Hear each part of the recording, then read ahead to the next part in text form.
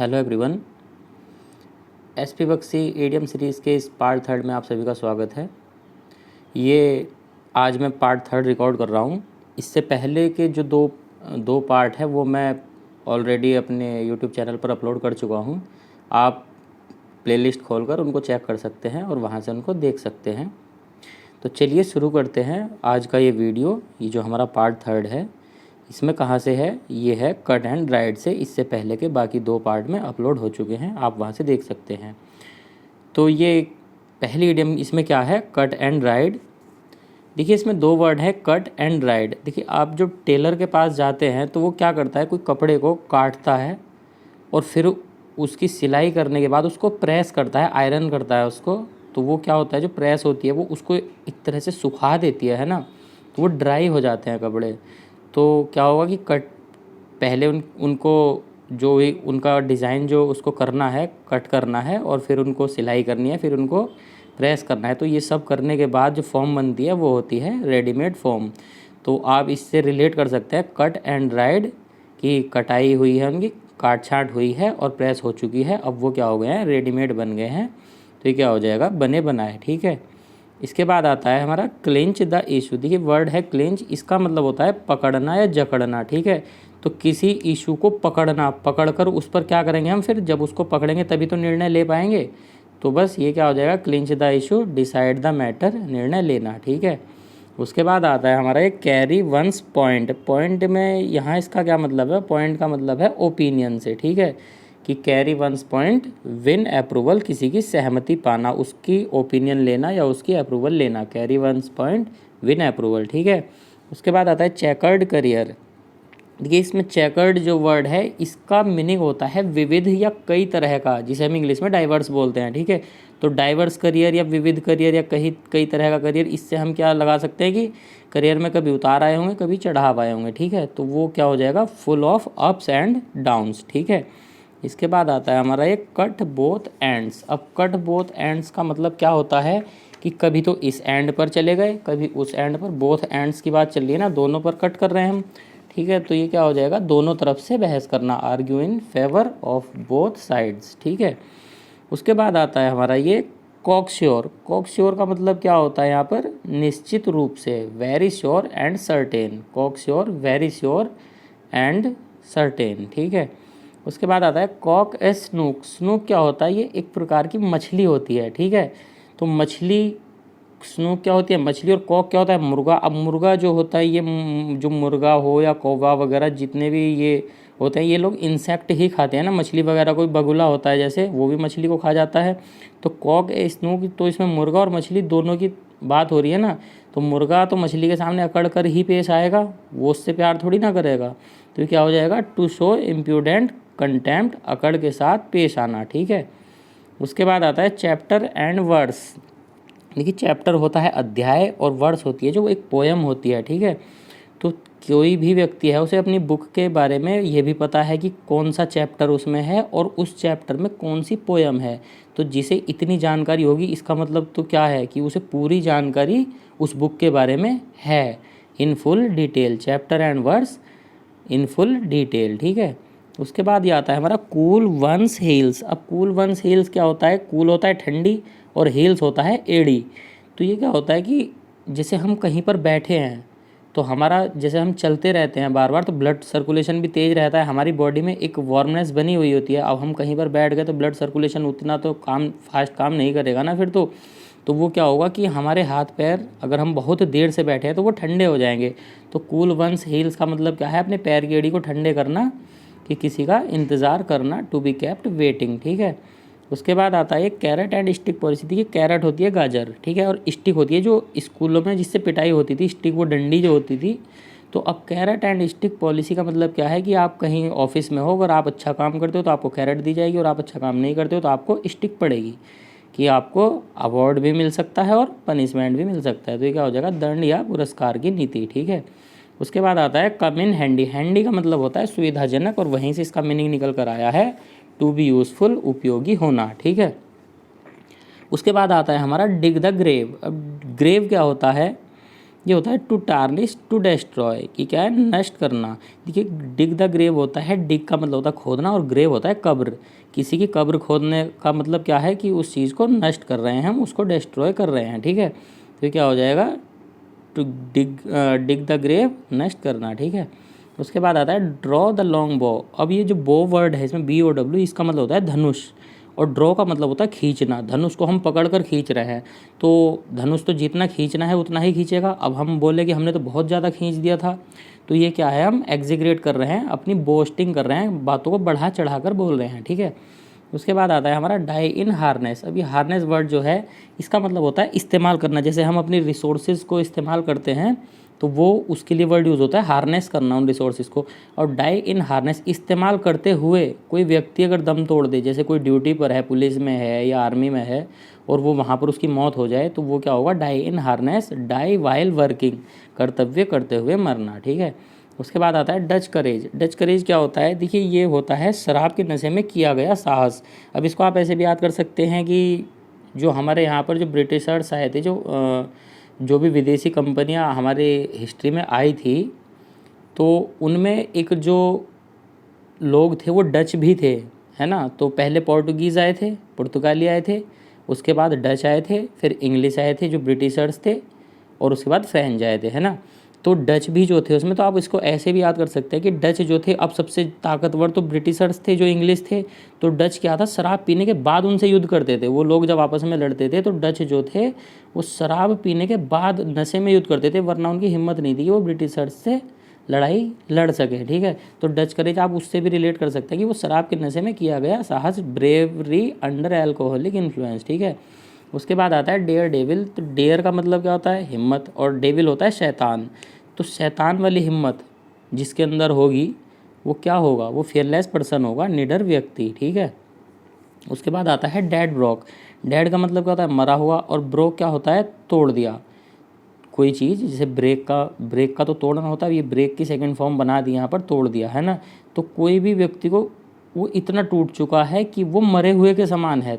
तो आज के टाइम में पैसा ही सब कुछ है, और पैसा ही अगर बंदे के पास नहीं है तो समझ लो वो टूट चुका है और मरे हुए के समान हो चुका है। तो वो क्या है, पेनीलेस है, कंगाल है, ठीक है। उसके बाद आता है हमारा down and out. Down and out क्या होता है, इसको बोलते हैं पुअर एंड रुइंड, ठीक है। तो ये क्या होता है, पुअर होता है, जो डाउन होता है वो तो होता है नीचे गिरा हुआ, और आउट होता है घर से बाहर, कि वो व्यक्ति इतना गिर चुका है कि उसे घर से बाहर कर दिया उसके घर वालों ने, कि हुई वो बर्बाद हो चुका है, नीचे आ चुका है उसकी पोजीशन, और उसको घर से बाहर निकाल दिया है। तो वो क्या है, पुअर एंड रुइंड, ठीक है। उसके बाद आता है हमारा ड्रैकोनियन लॉ। देखिए ड्रैकोनियन लॉ क्या होता है, ये ड्रैकोनियन का हिंदी मीनिंग होता है कठोर, ठीक है। और लॉ क्या होता है, कानून होता है। तो जहाँ पर जैसे कर्फ्यू वगैरह लग जाता है, पुलिस की तैनाती कर दी जाती है वहाँ पर, तो जो वहाँ पर जो लॉ चलता है उसको क्या बोलते हैं, ड्रैकोनियन लॉ, बहुत ज़्यादा कठोर नियम, ठीक है। उसके बाद आता है हमारा डाई हार्ड। डाई हार्ड में भी आप देख लीजिए कि डाई तो होता है मरना, और हार्ड मुश्किल से, है ना। जो मुश्किल से ही मरने वाला हो, तो कहने का मतलब क्या है, जो कभी भी हार न मानने वाला हो। जैसे बोलते हैं ना डाई हार्ड फैन, तो डाई हार्ड फैन क्या होता है कि वो हमेशा उसका फ़ैन रहेगा, वो कभी हार नहीं मानेगा, तो उसका फ़ैन है तो रहेगा, ठीक है। उसके बाद क्या है, डेज ऑफ रेकनिंग। अभी रेकनिंग जो वर्ड है इसका मतलब वैसे तो होता है गणना, गणना करना। तो देखिए जब जैसे जनगणना भी होती है, तो उसमें भी क्या होता है कि जो लोग जनगणना करने वाले होते हैं वो घर घर आकर के पूछते हैं कि आपके घर में कितने लोग हैं, कितने नहीं हैं, क्या है, और बाहर कितने रहते हैं, और इस बीच कितने लोगों की मौत किसी की हुई है या नहीं हुई है, तो वो सब पूछते हैं। तो ये क्या होता है, time to answer for one's actions, जवाबदेही का समय। तो रैकनिंग को आप उसी जनगणना वाले से रिलेट कर सकते हैं, time to answer for one's actions, जवाबदेही का समय, ठीक है।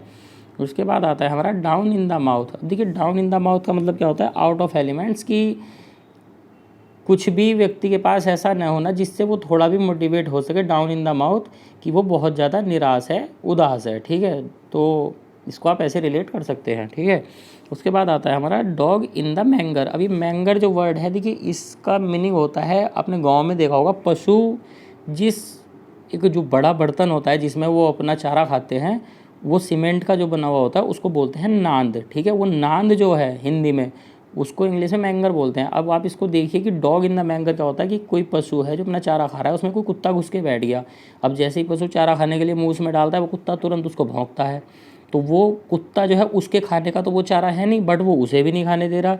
तो ये क्या है कि खुद के काम का तो उससे कुछ है नहीं, दूसरे का मज़ा उसने ख़राब कर दिया। तो ये क्या है, डॉग इन द मैंगर, दूसरों का मज़ा ख़राब करने वाला व्यक्ति। ठीक है। उसके बाद आता है हमारा ये डैम्प स्क्विब।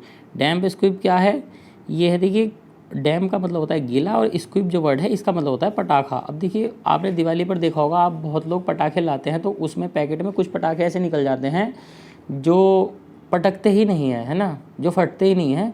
तो उनको हम लोग क्या बोलते हैं, अरे यार ये गीला है, ये इसको धूप में सुखा लो उसके बाद ही फट जाएगा। तो जो गीला पटाखा है वो होता क्या है कि उसका तो मतलब यही हो गया ना कि वो फेल हो गया अपने आप में, क्योंकि फटा नहीं वो। ठीक है। तो ये क्या हो जाएगा, कंप्लीट फेलियर, पूर्ण असफलता। ठीक है। उसके बाद आता है ईट हम्बल पाई। अब हम्बल पाई का मतलब भी एक समोसा या कचौड़ी जैसा कुछ शब्द होता है, जो पाई का हिंदी मीनिंग होता है हम्बल पाई की। मतलब इसको आप सीधे सीधे ही पढ़ सकते हैं, ग्रामर में भी आपको कई बार मिल जाएगा ये वर्ड, टू एपोलोजाइज, माफ़ी मांगना। ठीक है। उसके बाद आता है ईट वंस वर्ड्स। अब देखिए अपने शब्दों को खाना, हिंदी में हम बोलते हैं ना कि मैं अपने शब्द वापस लेता हूँ। ठीक है। तो eat one's words, take a statement back, अपने शब्द वापस लेना। ठीक है। उसके बाद आता है एंड इन स्मोक फियास्को। अब स्मोक तो होता है देखिए धुआं बोलते हैं, और फियास्को होता है असफलता, कि धुएं में सब कुछ खत्म हो जाना, असफलता के साथ सब कुछ खत्म हो जाना, कोई भी पॉजिटिव रिजल्ट न मिलना, कोई परिणाम न मिलना। ठीक है। Come to nothing. उसके बाद आता है एगोन। एगोन का मतलब क्या होता है, देखिए एग जो, अगर हम इसको नाउन मानकर चले तो इसका मतलब होता है अंडा। ठीक है। बट यहाँ ये नाउन नहीं है, यहाँ पर ये एक वर्ब है, और इसका मतलब होता है किसी को कोई काम करने के लिए उकसाना। ठीक है। तो ये क्या हो जाएगा, टू अर्ज समबडी, किसी को कोई काम करने के लिए उकसाना। ठीक है। ईक आउट। ईक आउट क्या होता है, ये होता है ईक, ईक जो वर्ड है यहाँ पर इसका मतलब है बढ़ाना। ठीक है। तो ईक आउट का मीनिंग क्या हो जाएगा, सप्लीमेंट इनकम, अपनी आय को बढ़ाना, अपनी आमदनी को बढ़ाना, कोई भी पार्ट टाइम अलग से कोई बिजनेस वगैरह करके अपनी जो मेन इनकम है उसको बढ़ाना, ये क्या हो जाएगा, ईक आउट करना। ठीक है। उसके बाद आता है every dog has his day. अब देखिए हिंदी में आपने एक कहावत सुनी होगी, हर कुत्ते का दिन आता है, बस ये वही है, every dog has his day, good Fortune comes sooner और लेटर, भाग्य कभी न कभी जरूर साथ देता है। ठीक है। उसके बाद आता है हमारा एवर एंड एनन। ठीक है। एवर एंड एनन का मतलब क्या होता है, जो एवर होता है इसका मतलब तो होता है सदा या सदैव, और एनन का मतलब होता है अभी और तुरंत। ठीक है। तो इसका मतलब क्या हो जाएगा, नाउ एंड देन, या समटाइम्स, कभी कभी। ठीक है। उसके बाद आता है हमारा एन आई वॉश। अब आई वॉश को आप ऐसे देखिए कि कोई व्यक्ति है और वो आपके सामने बहुत ज़्यादा ड्रामा करना चाहता है किसी बात को लेकर के। ठीक है। मगरमच्छ वाले आंसू दिखाना चाहता है, तो जैसे ही आप उसके सामने जाएंगे तो वो क्या करेगा, मुंह पर थोड़ा पानी मारेगा और आपको ये दिखा देगा कि देखो मेरी आंखों से आंसू बह रहे हैं। तो ये वही है एन आई वॉश, आंखों को धुल लिया उसने और पानी डाल लिया उन पर, और लगेगा कि यार ये तो रो रहा है। ठीक है। तो वो क्या हो जाएगा, ए प्रिटेंस, वो एक दिखावा कर रहा है जबकि वो रो नहीं रहा है। ठीक है। उसके बाद आता है फ्लैश एंड ब्लड। देखिए फ्लैश जो होता है वो हमारा मांस जो होता है उसको बोलते हैं फ्लैश, और ब्लड होता है खून। तो फ्लैश एंड ब्लड से जिस भी व्यक्ति को सिंपैथी होगी वही तो एक इंसान होगा, तभी तो उसमें इमोशन है, क्योंकि वो मांस को और खून को बहुत अच्छे से समझता है, उसकी कीमत को समझता है, तभी तो वो ह्यूमन है। तो बस यही इसका मीनिंग है, flash and blood, human nature, मानवीय प्रवृत्ति। ठीक है। उसके बाद आता है हमारा फिश इन ट्रबल्ड वाटर्स। देखिए वाटर्स जो इसमें वर्ड है ये पानी से रिलेटेड नहीं है, ये प्लूरल वाला है, ये इसका मतलब समुद्र होता है। ठीक है। हिंदी में समुद्र जो होता है, ओशियन, उसको बोलते हैं वाटर्स। ठीक है। तो फिश इन ट्रबल्ड वाटर्स को आप ऐसे रिलेट कर सकते हैं कि जैसे सुनामी आती है या टाइड आती है समुद्र में, तो पानी जो है निकल कर सरफेस पर जो बीच है वहाँ पर आ जाता है, तट पर आ जाता है। आपने वीडियो में देखा भी होगा, तो कुछ मछलियाँ ऐसी होती हैं कि वो पानी के साथ बहकर तट पर तो आ जाती हैं बट वापस नहीं जा पाती पानी, तो वो वहीं पड़ी रह जाती है। तो कुछ मछुआरे क्या होते हैं, वो ऐसे यही काम करते हैं कि जैसे टाइड आएगी उसके साथ मछलियाँ बहकर आएंगी, उनको वहीं पकड़ लेंगे। ठीक है। तो ये क्या होता है, ट्रबल्ड वाटर, की पानी में जो ट्रबलनेस आई थी, जो पानी इधर उधर हुआ था, उससे जो मछलियाँ परेशान हुई थी, उसका हमने या उन मछुआरों ने फ़ायदा उठाया और उनको पकड़ लिया। तो यही इसका मीनिंग है कि फ़िश इन ट्रबल्ड वाटर, कि पानी के ट्रबल वाटर्स में जो मछलियाँ बहकर आई थी उनको पकड़ लिया, उनकी परेशानी का फ़ायदा उठा लिया। तो दूसरों की परेशानी का फ़ायदा उठाना, तो क्या हो जाएगा, fish in troubled waters, to take advantage of the trouble of others, ठीक है।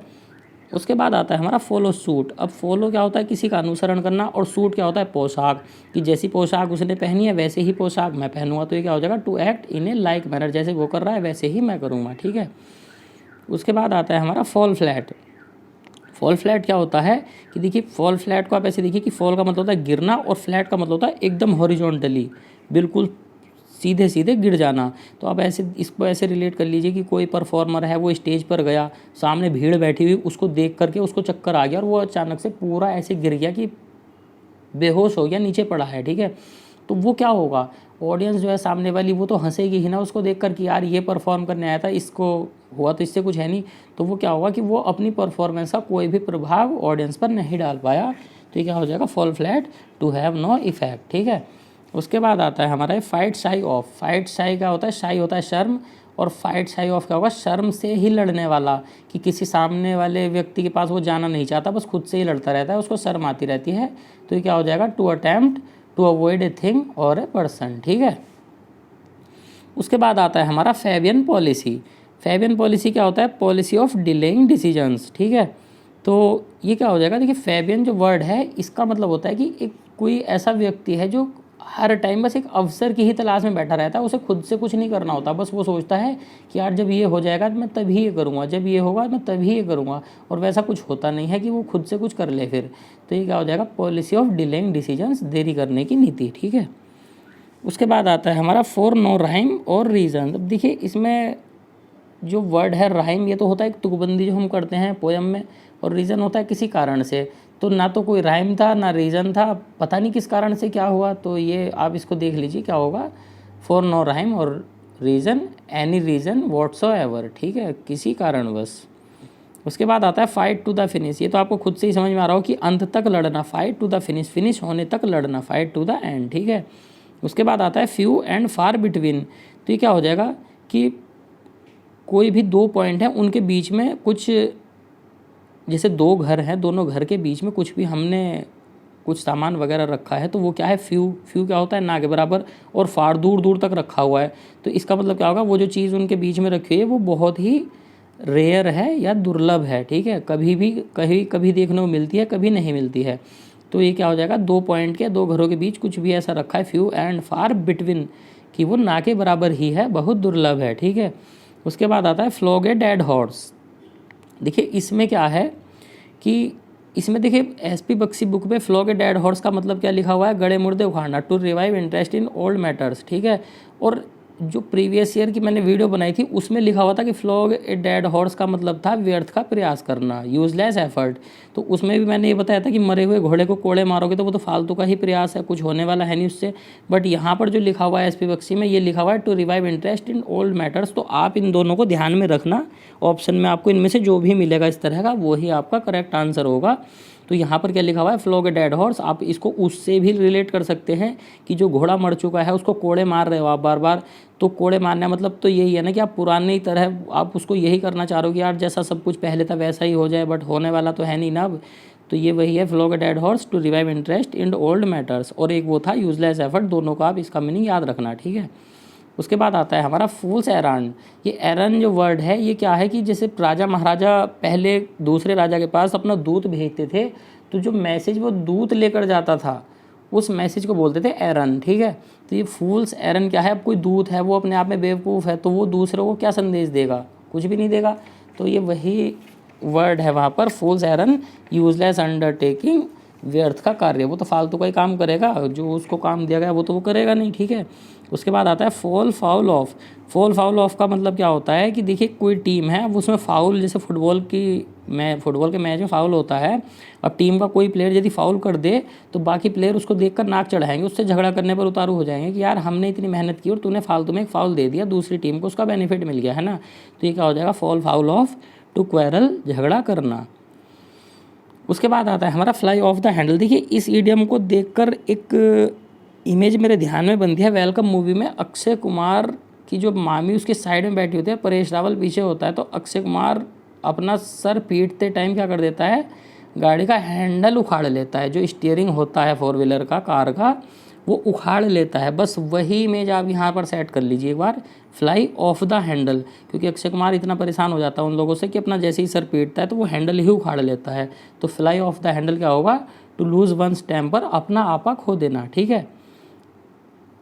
उसके बाद आता है हमारा एक फ्रेंच लीव। फ्रेंच लीव का मतलब क्या होता है यहाँ पर कि कोई भी व्यक्ति है जो अपने ऑफिस में है वो छुट्टी करता रहता है और बिना परमिशन के भी छुट्टी कर लेता है, ठीक है। तो ये फ्रेंच लीव उसी को बोलते हैं टू एब्सेंट विदाउट परमिशन, बिना अनुमति के छुट्टी मारना, ठीक है। उसके बाद आता है हमारा ये फेयर एंड स्क्वायर। अब देखिए फेयर का मतलब होता है ईमानदार और स्क्वायर का मतलब तो उसका भी मल्टीप्लाई में हो जाना, तो फेयर का भी स्क्वायर हो जाना, तो फिर क्या होगा, अपराइट, ईमानदार, ठीक है। उसके बाद आता है फेदर वंस ओन नेस्ट। तो देखिए फेदर वंस ओन नेस्ट का क्या होगा कि मान लीजिए हमारा कोई घोंसला है, चिड़िया का एक घोंसला है, वो उसमें ही पंख ला ला के लगा रही है, उसमें ही पंख लगा रही है, पता नहीं कहाँ से ला करके लगा रही है, फेदर लगा रही है उसमें। तो इसका मतलब क्या है, वो सिर्फ अपने ही बारे में सोच रही है, अपने ही घोंसले के बारे में सोच रही है, बाकी से उसको कोई फ़र्क नहीं पड़ता, कोई कुछ भी करे। तो वही इसका मीनिंग है, to provide first for oneself, पहले अपने आप के स्वार्थ की पूर्ति करना, ठीक है। Feather one's own nest. उसके बाद आता है हमारा फ्रॉम पिलर टू पोस्ट। तो ये क्या होता है, देखिए पिलर होता है बॉटम और पोस्ट होता है अर्थ तक, ऊपर तक। तो ये क्या होता है, फर्श से अर्थ तक सारे एफर्ट करके देख लेना कि यहाँ से वहाँ तक जो भी हो, जैसे भी हो, बस करना है, करने से मतलब है। तो ये इसका हिंदी मीनिंग क्या हो जाएगा, जहाँ तहाँ मारा मारा फिरना, रश इन ऑल डायरेक्शंस, ठीक है। उसके बाद आता है हमारा फुट द बिल। अब फुट द बिल क्या होता है, तो बिल तो इसमें वर्ड आ गया, तो इसका मतलब क्या होता है, भुगतान करना, बियर एक्सपेंसेस, ठीक है। तो गाइज़ ये थी आज की हमारी जो पार्ट 3 था एसपी बख्शी का, ये मैंने कंप्लीट कर दिया है। 150 इडियम्स इसमें आज ये कंप्लीट हो गए हैं। और एसपी बख्शी में मेरे ख्याल से लगभग 350 इडियम्स हैं, जो कि आने वाले 7 पार्ट में मैं कंप्लीट करा दूंगा। इसके साथ साथ 600 इडियम्स मैं प्रीवियस ईयर की भी करा चुका हूँ, और 350 इडियम्स ये हो जाएंगी, 950 इडियम्स आपकी हो जाएंगी ये। और जो उसके बाद 2022 में जो एग्ज़ाम हुआ है, अगर उनमें कोई भी इडियम मुझे लगती है कि जो अभी तक इनमें कवर नहीं हुई है, तो 50 या 100 इडियम्स मैं ऐसी भी एक जगह कलेक्ट करके उनको, और वो आपको सब करा दूंगा। तो 1000 या 1100 इडियम्स ही ऐसी हो जाएंगी कि आप जब भी कोई सेट करने बैठोगे एसएससी का, तो आपको 5 में से 4 इडियम्स 100% इन्हीं में से मिलेंगे, आपको इधर उधर कहीं भी भागने की ज़रूरत नहीं है, ठीक है। तो तब तक आप इनको अच्छे से करिए। इसके बाद इसका जो 4th पार्ट है वो मैं कल अपलोड कर दूंगा एसपी बख्शी का। तब तक के लिए बाय बाय, धन्यवाद।